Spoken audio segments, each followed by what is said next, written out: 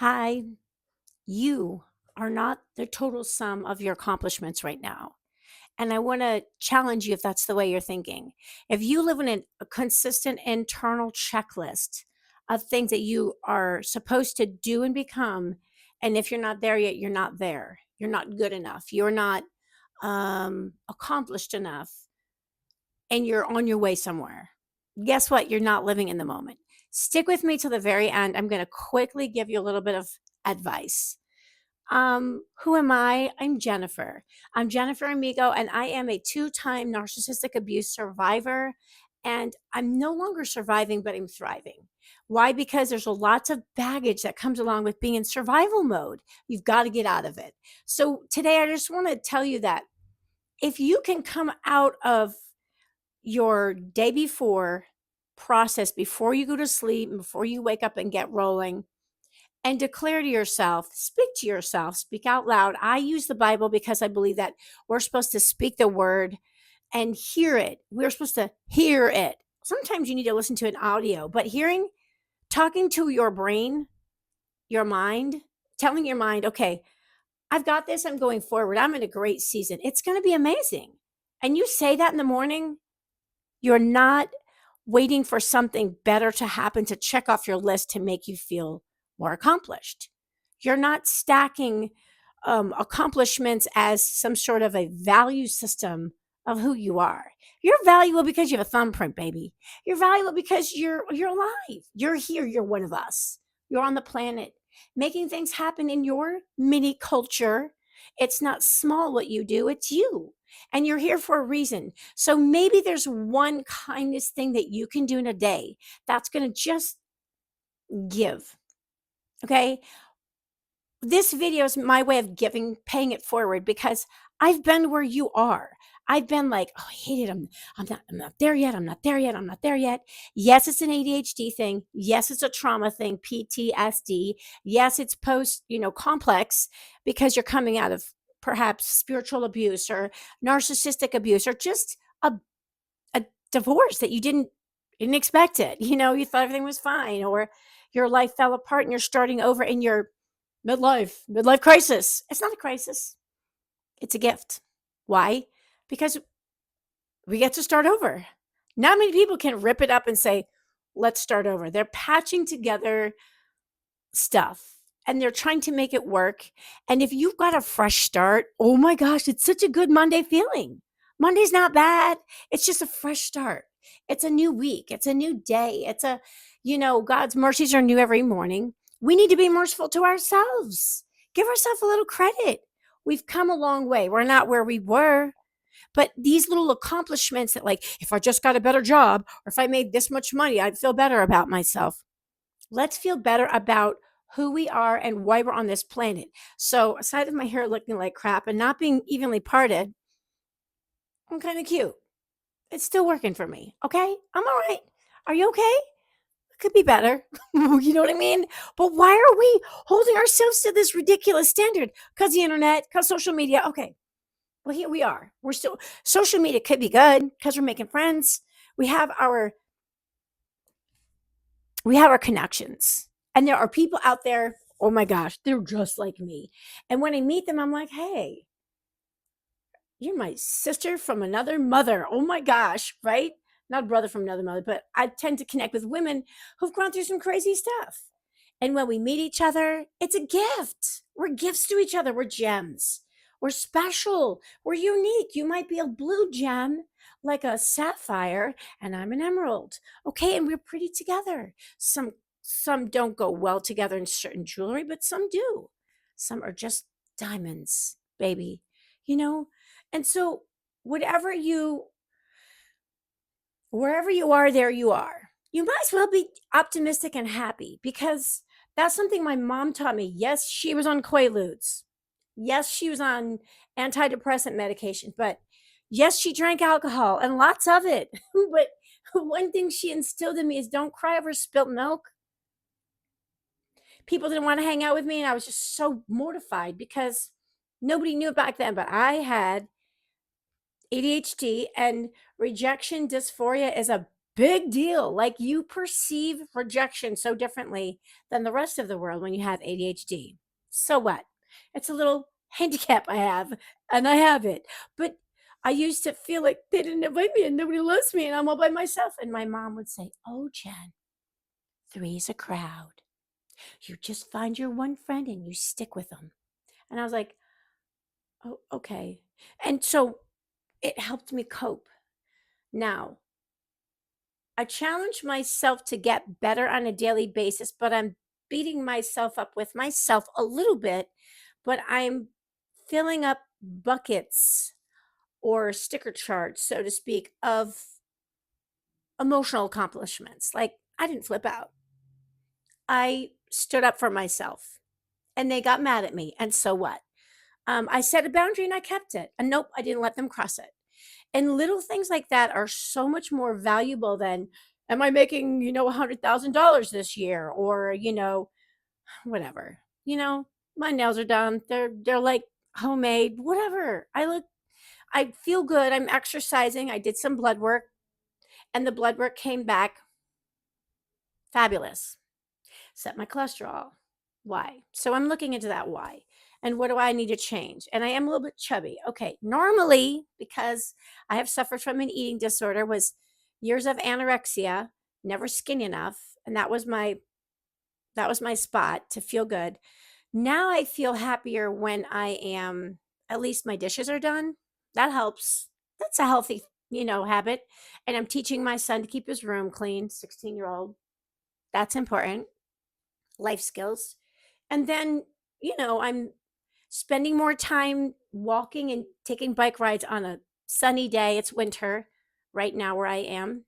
And on a cool day, where it's sunny but it's still cool out, I ride my bike. Put a hat on and my sweatshirt, and my bike sucks. It's got squeaky brakes and like the gears don't shift so good. I don't care. I'm not going to wait for a better bike to go for a bike ride because bike riding makes me feel like a happy little girl and I'm just free and I go down a hill and I put my legs up and I just feel like a kid again. Why can't you do that? Did you like roller skating? Go roller skating. Go to the senior citizens day, walk in the mall, do something like totally different, but find your thing that like made you happy.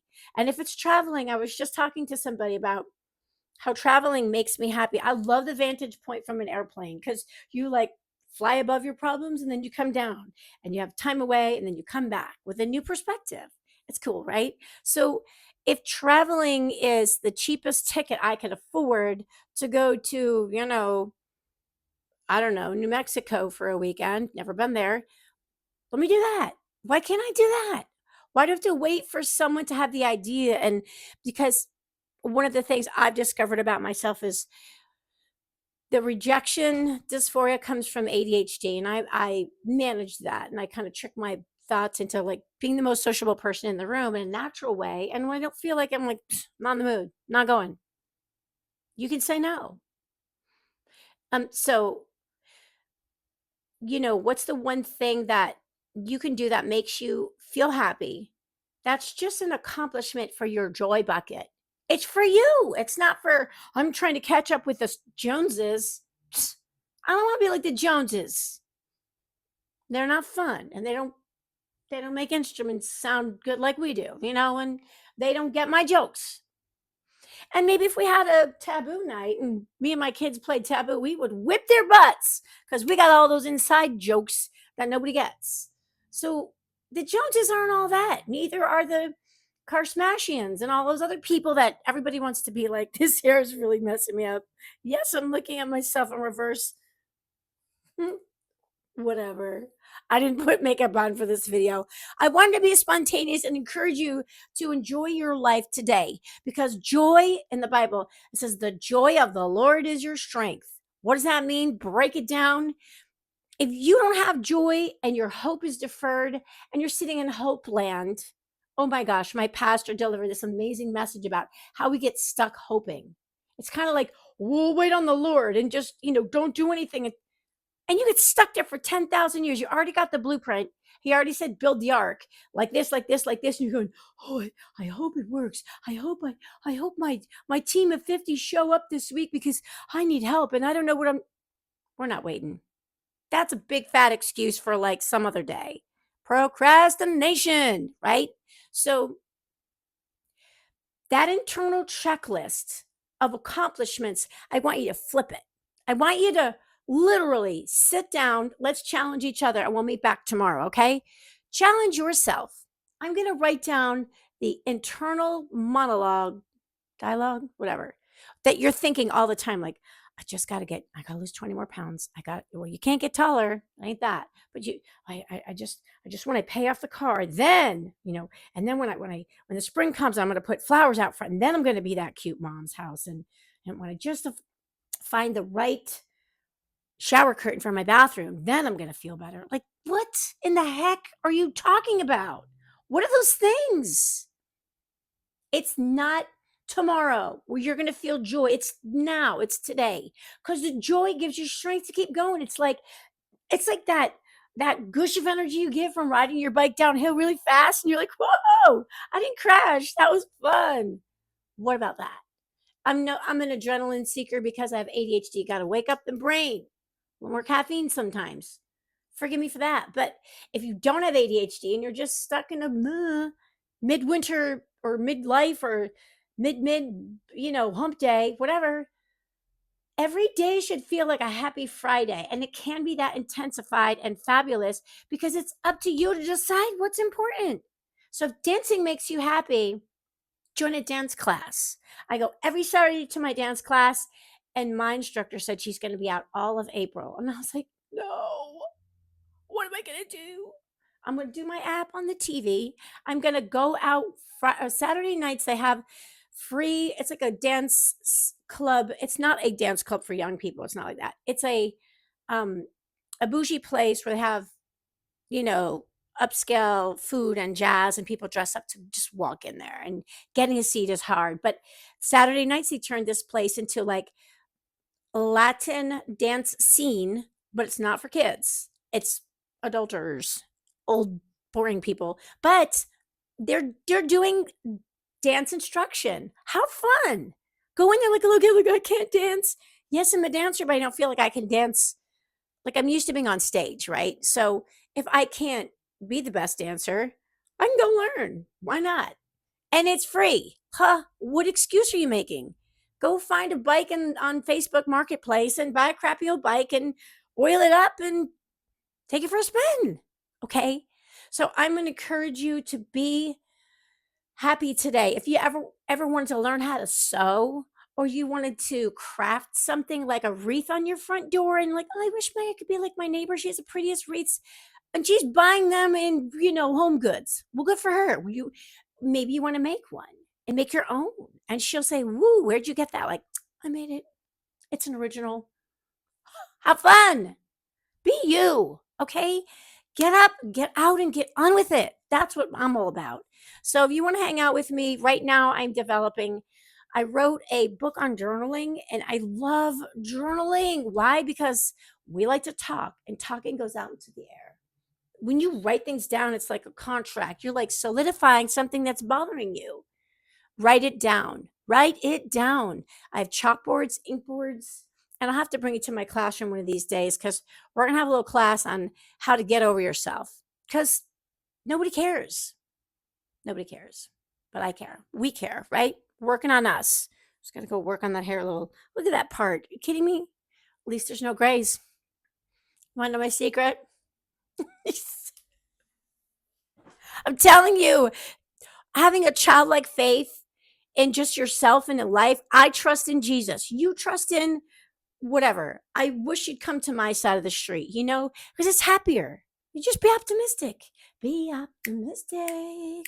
Don't you be all grumpy when the road gets bumpy. Just smile, smile and be happy. Your troubles can't be as bad as all that. When you're sad as all that, no one likes you. So be optimistic. And you know what? I actually always wanted green eyes. I don't know how it happened. I went from brown eyes, they were quite hazel. My license always said hazel because they were brown. What color are my eyes today? Did I wish it? Did I manifest it? I don't know, but I have green eyes. My kids are like, Mom, how do you have green eyes? I'm like, they're not contacts. I don't know. But join my world. Miracles are happening over here, baby. And you're going from fat to skinny, not because you know you got a miracle, because you started walking every morning and you feel better and you eat less and you don't eat to comfort yourself. And celery is good when you have teeth. Have a great Monday, okay? And follow me for more. You just need to hang out with me. We're going to flip the perspective. That's what we're going to do. We're going to go fix our hair. Bye.